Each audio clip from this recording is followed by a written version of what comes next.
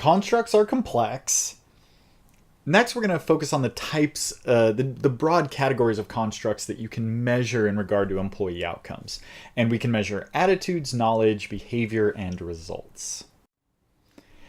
Attitudes are what you feel, knowledge is what you know, behavior is what you do, and results are the impact of behavior.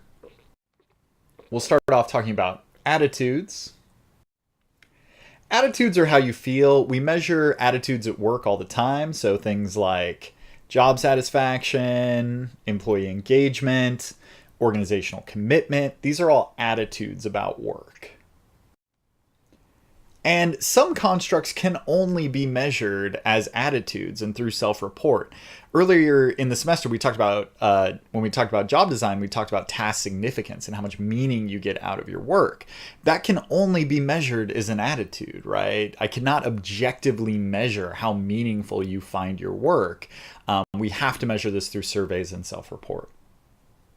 The problem with measuring attitudes is that attitudes are often inaccurate. So I'm going to be using the example of driving to illustrate these attitudes, knowledge, behavior, and results.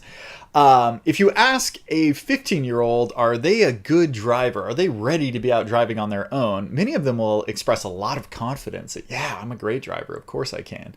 And yet we know that that's probably not accurate. So the problem with measuring attitudes is that they're often not accurate. So attitudes are what we feel. Knowledge is what we know. When you go to get a driver's license, you take a written driving test, right? They'll show you pictures like this, and you need to know what's the correct order. You need to know the speed limit in a school zone, all that other stuff. We're testing your knowledge of the rules of the road. In organizations, we sometimes test employees on their knowledge of policies and procedures. Earlier in the semester, when we talked about organizational design, we talked about formalization, which is the guidelines about who can do what work. It's really important that your employees know what work they're allowed to do, either legally or due to the policies of the organization itself. We also talked about chain of command. Again, that's important knowledge for employees to know. They need to know who they need to report to or who they need approval or authority from in order to do something. So sometimes we'll test employees' knowledge of these things. Every year we have to take a test on the sexual harassment policies that guide Dominican University. That's testing our knowledge of those policies and procedures.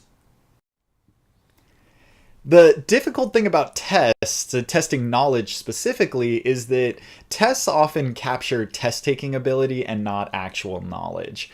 I worked on an oil field for a year before I went to grad school, and I had an office job, and I was proctoring all these welders. They were testing these welders on the knowledge about the policies and the procedures for like safety and welding. And I was proctoring the test and I was bored. So I just picked up a test and I filled it out and I left it on top of the stack of tests. And the next day my supervisor comes to me and he's like, Tommy, how do you know so much about welding? You got the best score out of all these guys who'd been doing welding for 20, 30 years. And of course, I don't know anything about welding, but I know a lot about test taking. That's like one of the things I'm really good at. So unfortunately, the way we measure knowledge often reflects other aspects of people, not the knowledge per se, but things like test-taking ability. The other problem with measuring knowledge is that just because you know information doesn't mean you use it. So every time I go to renew my driver's license, I just kill it on the written test. I just reiterate all the policies and procedures. Do I actually follow those things when I drive? Like, usually not. Like, I'm usually going 5 over the speed limit. It's not because I don't know what the speed limit is. It's because even though I have that knowledge, I choose not to follow it. So just because people have knowledge doesn't mean they actually apply it. Attitudes are what we feel. Knowledge is what we know. The next thing we can measure is behavior, and behavior is what we do. So again, when you go to take a driving test, you have to take a written test, and then the first time you get your driver's license, you also have to take a driving test where a DMV person comes and sits in your car and they watch you drive. They test not just do you know what the rules are, but can you actually follow them? Chipotle does this. So you guys know I have a huge crush on Chipotle, and they had a lot of problems with, not a lot of problems, highly publicized problems about E. coli and bacteria in their food. And so they instituted these like really strong behavioral checks to make sure that their employees were handling food and processing food in a sanitary manner. And so the managers at Chipotle literally do behavioral checklists where they're like, oh, did the employee wash their hands? Did they wash the knife when they switched from chicken to onion? Did they, all of these actual behaviors that they're measuring. The problem with measuring behaviors is just because we can do something doesn't mean we actually do them. When you take your driving test, I'm have a strong suspicion that you drive much differently with the DMV representative in your car than you do when they are not in their car. And just because we can do something well doesn't mean that we actually do that thing well. And this happens at work too. When you're being observed, when you know you're being observed, then your performance goes up. And we call that the difference between maximal performance, which is you doing the best you can do, and typical performance, which is what you actually do on a day-to-day basis. And so the question becomes, when do we measure job performance? How do we measure behaviors in a way that actually reflects what people actually do on a day-to-day basis? Attitudes are what we feel, knowledge is what we know, behavior is what we do, and results are the impact of behavior. Sticking with the car metaphor, the results of good driving, we look at how many accidents you've been in, how many speeding tickets you've got. What is the actual impact, the result of your driving ability? In organizations, the thing that we are always most interested in is ROI, return on investment. So is the result of whatever we're doing actually increasing or maximizing return on investment for the organization?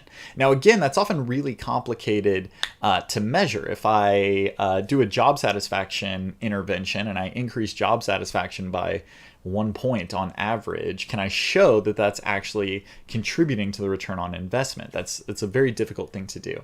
So again, we often use proxy variables for this. This might be things like sales volume, turnover, absenteeism, things like that reflect the results of employee behaviors. The problem with measuring results is that we often don't have control over them. So you can be the best driver in the world, and if you live in San Francisco, you're probably going to get in an accident every once in a while just because it's an incredibly difficult place to drive. You can be the worst driver in the world, and if you live in rural Kansas, you might never get in an accident because there's nothing to hit. So there are aspects of our performance that go beyond what we have control over. The results of our performance often go beyond what we have control over. This happens in organizations as well. So I can be a great salesman and you put me in a bad region. Or economic downturns, a tight labor market, all of these things which are largely outside of the control of the organization and individuals in the organization can impact the results that we measure. So we're talking about the 4 broad categories of employee outcomes that we can measure. We can measure attitudes, which is what we feel. We can measure knowledge, which is what we know. We can measure behavior, which is what we do. And we can measure results, which are the impact of behavior.